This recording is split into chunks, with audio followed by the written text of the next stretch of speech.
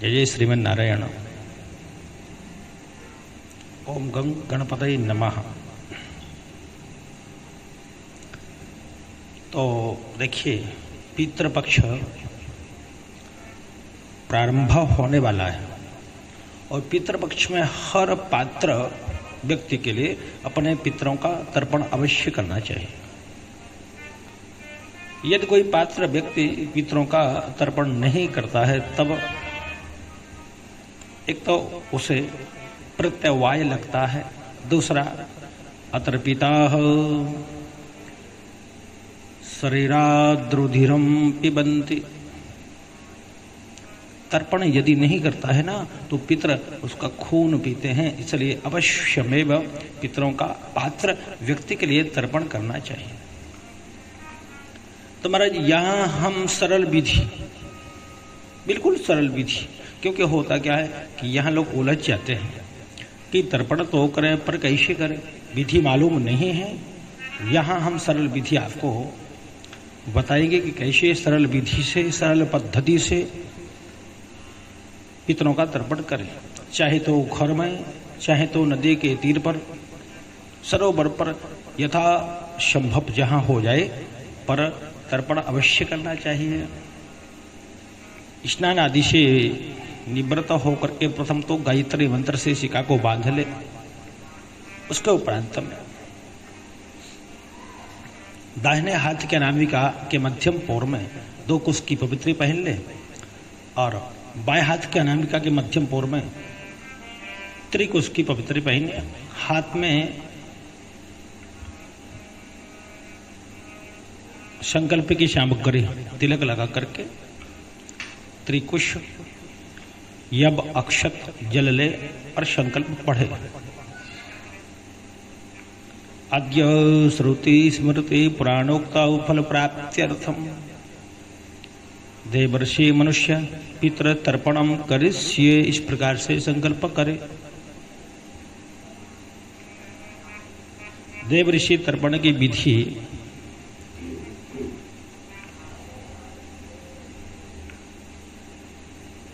कि ताम्र पात्र में जल भर ले, उसमें थोड़े चावल डाल करके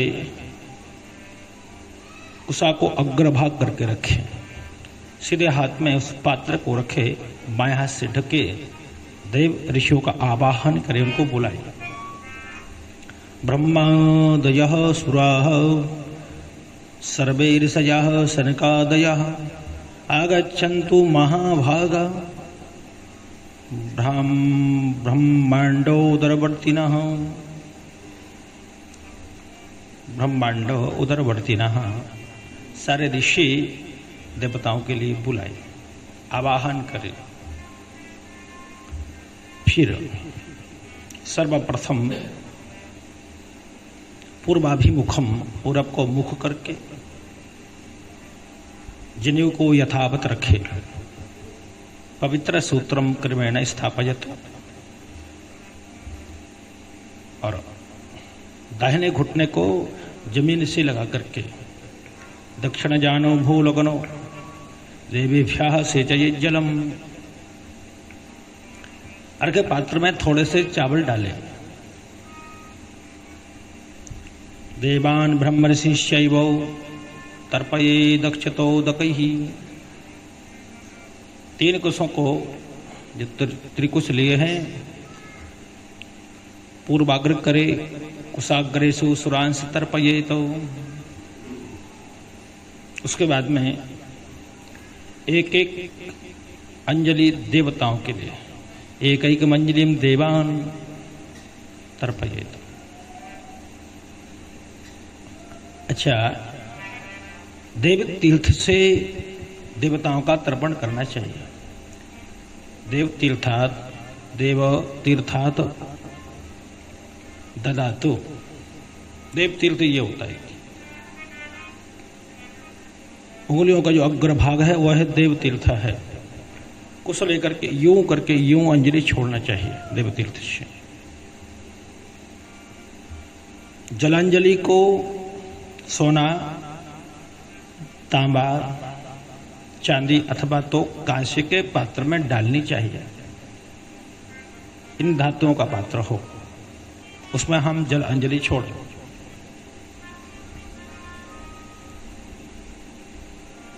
जलंजलिम स्वर्ण ताम्र, जलंजलिम स्वर्ण रजत ताम्र काश्य पात्र विमोचयेत।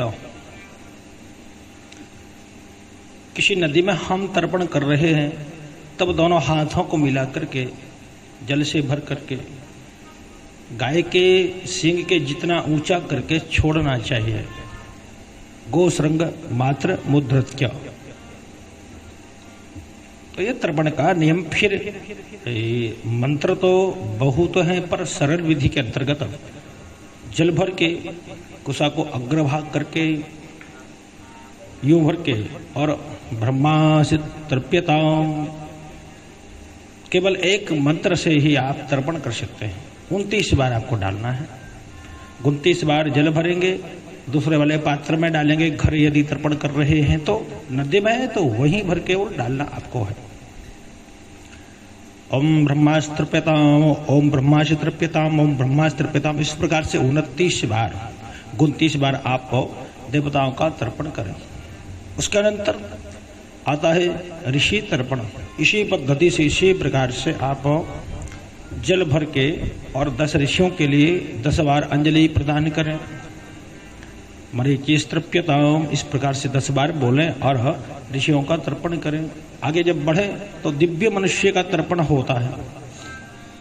इसमें उत्तराभिमुखम, उत्तर की ओर आप मुख करेंगे और जनेऊ को, जो जनेऊ डाले हैं वो कंठी की तरह पहने।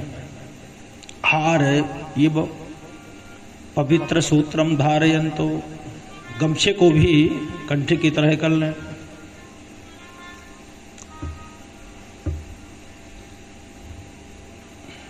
मनुष्य तर्पण में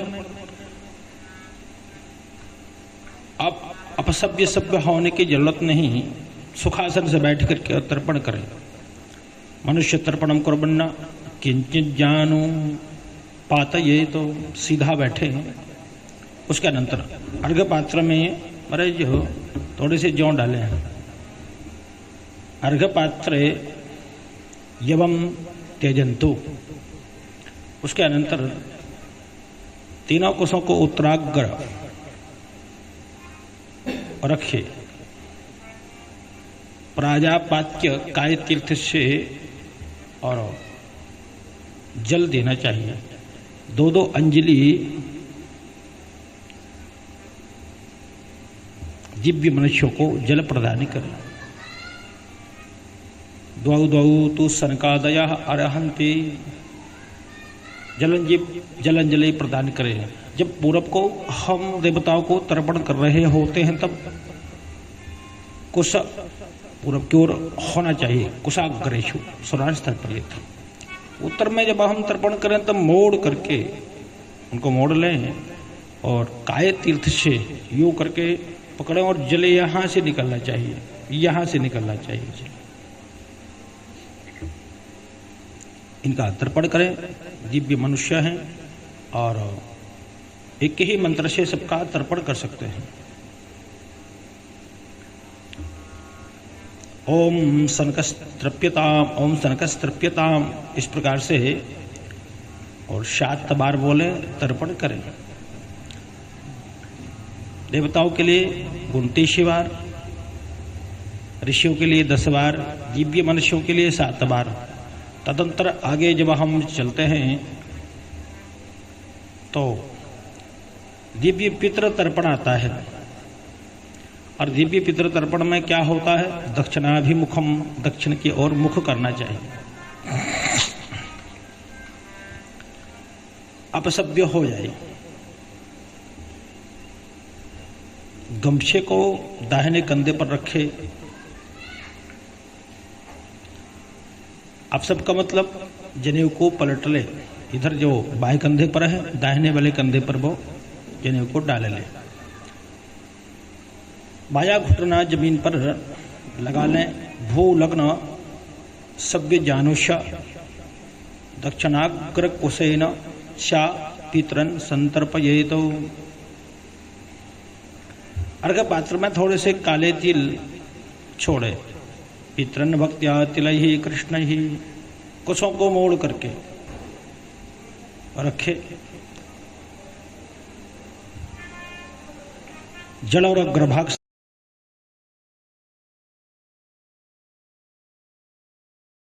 पितरों का तर्पण करना चाहिए। देवताओं का कुशाग्र से सुरांश तर्पयेत, और दिव्य मनुष्यों का जब वो तर्पण करे तो वो मोड़ करके मध्य भाग से करे, और पितरों का तर्पण करे जल और अग्रभाग से पितरों का तर्पण करना चाहिए।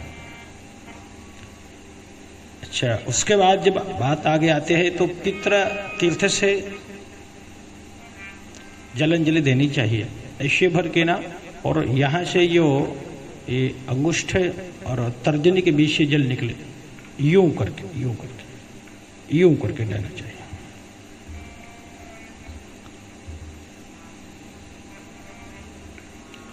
अंजलि कितने? 3 अंजलि देना चाहिए। अर्हन्ति पितृस्त्रीन, 3 अंजलि उनको प्रदान करे। इस प्रकार से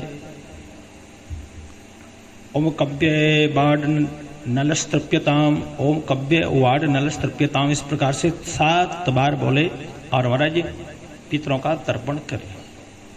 ये क्रम हर दिन के लिए, रोज के लिए, नित्य के लिए है। कदाचित कोई व्यक्ति हर दिन नहीं कर पाता है तो उसको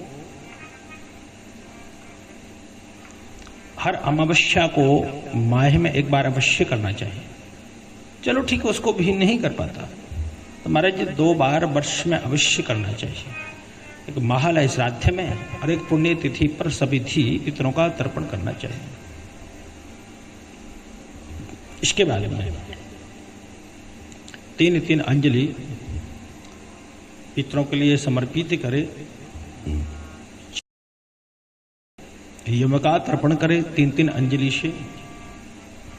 फिर पीढ़ी दर पीढ़ी, पिता पितामह फिर पितामह, और माता मातामही फिर मातामही,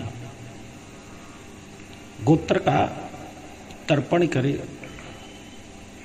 फिर नाना परनाना, वृद्ध परनाना,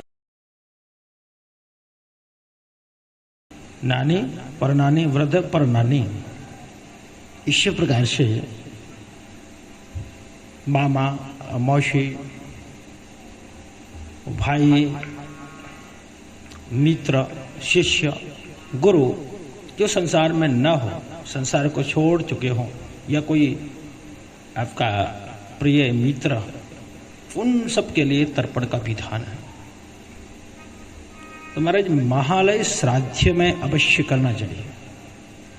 पितृपक्ष में तर्पण का विशेष विधान है कि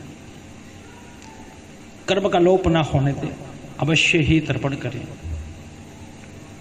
तो लोग विस्मृत हो जाते थे, विधि ज्ञात नहीं होती थी, तो मैंने सोचा कि एक सरल विधि की एक वीडियो बनाकर तैयार करके और लोगों के हितार्थ जनार्थ,